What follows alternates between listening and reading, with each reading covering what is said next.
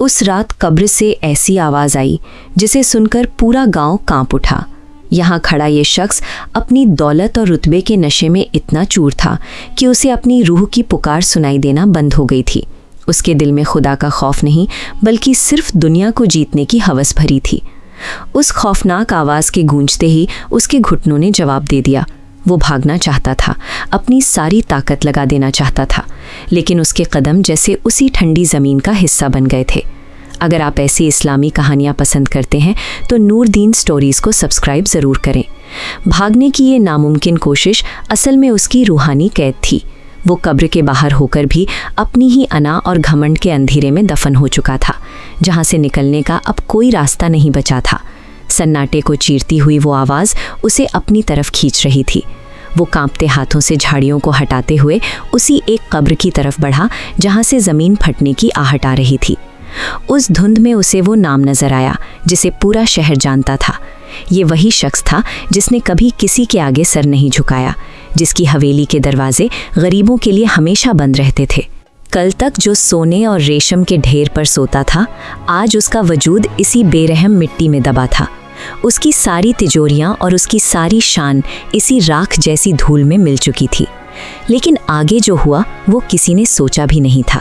कब्र की मिट्टी अचानक धंसने लगी, जैसे नीचे से कोई चीज़ उसे खींच रही हो। हवा में एक ऐसी भारी और ठंडी महक फैल गई जिसने वहाँ मौजूद हर जिंदा चीज़ का दम घोंट दिया।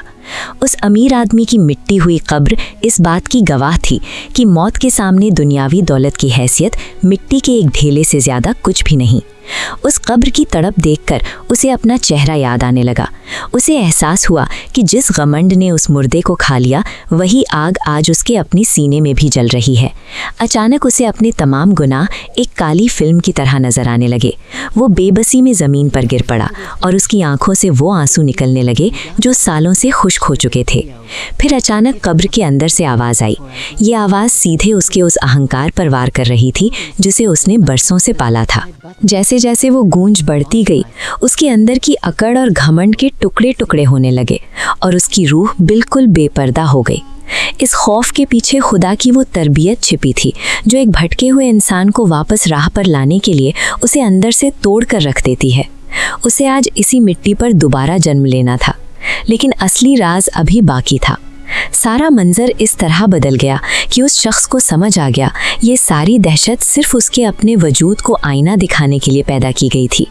असली राज ये था कि जैसे ही उसने लड़ना छोड़ दिया और अपनी हार मान ली, वो चीखें और वो खौफनाक सन्नाटा एक सुकून भरी खामोशी में बदल गया। उसने सिसकते हुए अपने रब के सामने सजदा किया। अपनी तौबा में उसने वो सब कुछ छोड़ देने का वादा किया जिसने उसे खुदा से दूर कर दिया था। उसने खुद को मुकम्मल तौर पर अल्लाह के हवाले कर दिया। आसमान से उतरती चांदनी ने उस कब्र को घेर लिया। उसके दिल पर सालों से जमी नफरत और लालच की बर्फ पिघल गई और उसे पहली बार उस ठंडी मिट्टी में रूहानी सुकून महसूस हुआ। आज वो शख्स वही है, लेकिन उसका नज़रिया बदल चुका है। अब वो अपनी दौलत को अपना नहीं बल्कि अल्लाह की अमानत समझता है और हर किसी के सामने आजिज़ी से पेश आता है। किसी भी रूहानी इम्तिहान को जीतने का इकलौता रास्ता यही है कि इंसान अपनी अना की चादर उतारकर अपने रब के आगे झुक जाए। हमारी ज़िंदगी की हकीकत इसी कब्र के इर्द गिर्द घूमती है जिसे हम अक्सर भूल जाते हैं। आज हमारे ऊपर जो आजमाइशें आती हैं वो हमें डराने के लिए नहीं बल्कि हमें जगाने के लिए आती हैं ताकि हम वापसी का रास्ता ढूंढ सकें। दुनिया की हर चमक एक दिन फीकी पड़ जाएगी, लेकिन अल्लाह की तरफ बढ़ाया गया एक छोटा कदम आखिरत में हमारा सबसे बड़ा सहारा बनेगा। ये मिट्टी हम सबको अपनी तरफ बुला रही है।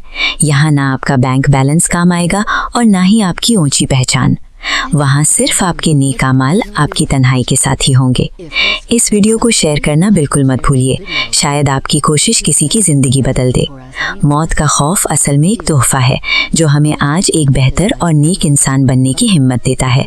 अल्लाह हमें तौबा की तौफीक अता फरमाए। आमीन।